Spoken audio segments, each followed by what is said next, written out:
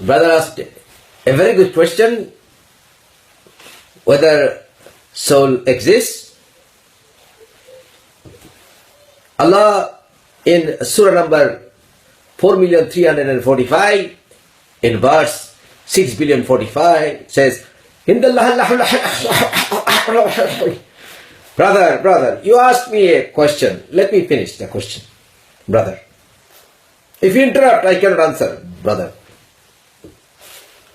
আসলে না, আমি জাকির নায়কের স্টাইলে গোজাবিল মার্কা উত্তর আমি আপনাদেরকে দেব না।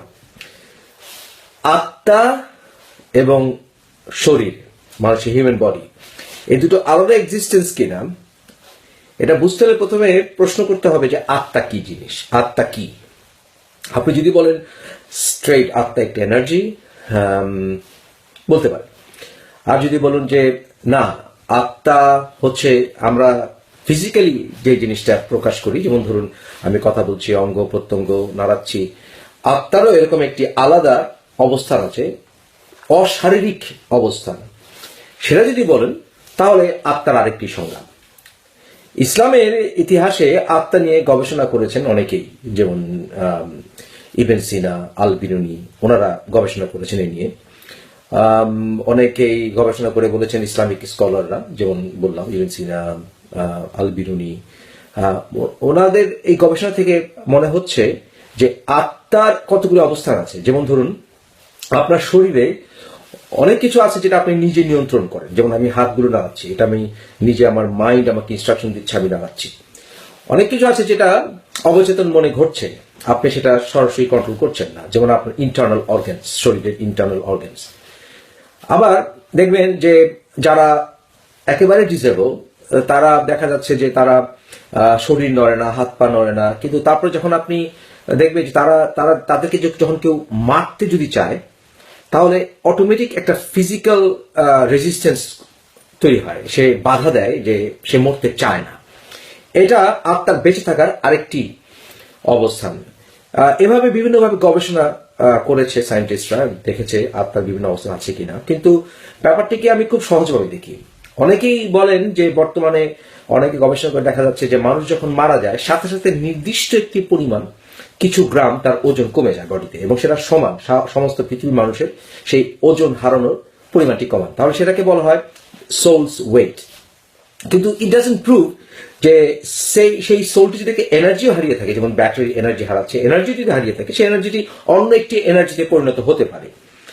বাট দ্যাট ডাজন্ট মিন যে সেই এনার্জিটি আরেকটি হিউম্যান ফর্মের মতো হবে, এবং সেটাও চিন্তা ভাবনা করবে, দেখবে, সেটারও বিচার হবে। এটা আমি বিশ্বাস করি না, আমার মনে হয় না। It doesn't make any sense, I don't think so. হয়তো বা সে এনার্জি আরেকটি লাইফ ফর্মে যেতে পারে, কিন্তু এরকম অবস্থান একেবারে আমি মুফাসসির ইসলাম মারা যাব, আমি মুফাসসির ইসলাম অশারীরিক দেহ নিয়ে আমি আবার জেগে উঠবো, ইট ডাজন্ট মেক সেন্স। কেন ইট ডাজন্ট মেক সেন্স আপনাদেরকে বোঝানোর চেষ্টা করি। প্রথম কথা হচ্ছে, যখনই দেখবেন কোনো সাইকিয়াট্রিক পেশেন্ট, দেখবেন যে তার ব্রেইনের ওয়ারিং এ গন্ডগোল হলে তার পার্সোনালিটি এটা চেঞ্জ হয়ে যায়। যেমন ধরুন স্কিজোফ্রেনিয়া পেশেন্ট, তাদের পার্সোনালিটি চেঞ্জ হয়ে যায় যখন ব্রেইনের ওয়ারিং এ কোনো সমস্যা হয়। এবং বহু বছর সায়েন্টিস্টরা এর নিয়ে গবেষণা করতে পারেনি, বিশেষ করে ধর্ম বাধা দিয়েছে নানানভাবে। এবং ইসলামেও এরকম ভূত ধরা, জিন ধরা, এগুলি ধরা, সূরা ফালাক, সূরা নাস ইত্যাদি ইত্যাদি অনেক কিছুই আছে। জিন ধরা তো আছেই, তারপরে এমনকি ইসলামেও আছে, বাইবেলেও আছে এক্সরসিজম, যেটাকে বলে এক্সরসিজম। এমনকি অনেক হিন্দুইজমে এরকম অনেক কিছু পাওয়া যায়, বিভিন্ন ধর্মে এরকম পাওয়া যায়। এগুলো হচ্ছে মানুষের আদিকালের চিন্তা ভাবনা, যখন মানুষ সায়েন্সে এতটা অ্যাডভান্স করেনি। কিন্তু এখন বিভিন্ন রকম ঔষধ আবিষ্কার হয়েছে, বিভিন্ন রকম নিউরোলজিক্যাল ট্রিটমেন্ট হয়েছে আবিষ্কার, এবং এর কারণে মানুষ কিন্তু ওই মেন্টাল ব্রেইনের যে ওয়ারিং সেটাকে ফিক্স করে আবার তার পার্সোনালিটি সে ফিরে পেতে পারছে। এটাই প্রকাশিত এবং প্রমাণিত যে ফিজিক্যাল বডির উপরে মানুষের তথাকথিত এক্সপ্রেশন বা আত্মার এক্সপ্রেশন এগুলো নির্ভরশীল। অতএব আপনি যদি ব্রেইনটাকে নষ্ট করে দেন, তাহলে সেই মানুষটি আর থাকছে না, সে একটি হয় জড় পদার্থের মতো পরিণত হচ্ছে, অথবা তার পার্সোনালিটি পুরো চেঞ্জ হয়ে যাচ্ছে। তার পার্সোনালিটি পুরো এফেক্টেড হয় তার ব্রেইনের, ফিজিক্যাল ব্রেইনের ওয়ারিং এর উপরে। তাহলে সেই ব্রেইনটি মারা গেলে তার আবার আরেকটি পারফেক্ট পার্সোনালিটি থাকবে কোথাও, এবং সেটা আবার বিচার হবে, সেটা আবার কষ্ট পাবে, সেটা আবার আগুনে পড়বে, আগুনে পড়লে সে অনুতপ্ত হবে ইত্যাদি।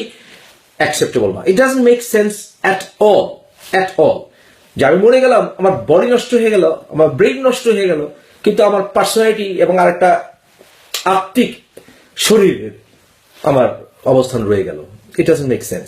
সুতরাং শরীর বাদে আরেকটা আত্মা বলতে কিছু আছে, যে আত্মা মানুষের মতো আমাদেরকে সবাইকে দেখবে, আত্মার বিচার হবে, আত্মা নড়াচড়া করবে, পৃথিবীতে ঘুরে বেড়াবে।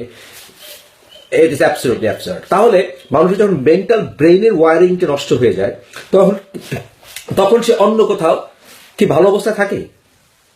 No. So it's nonsense. Physical এম্বডিমেন্টের বাইরে এনার্জি একটা ফর্ম থাকতে পারে, সেটা মানুষের মধ্যে যাওয়ার ব্যাপার হবে, সেটা এনার্জি একটা ট্রান্সফার হতে পারে। কারণ হতে পারে আমরা আমার একটা এনার্জি ক্যারি করছি, কিন্তু সেই এনার্জি আমি আবার সম্পূর্ণ অবস্থায় থাকবো না, আই ডোন্ট থিংক সো।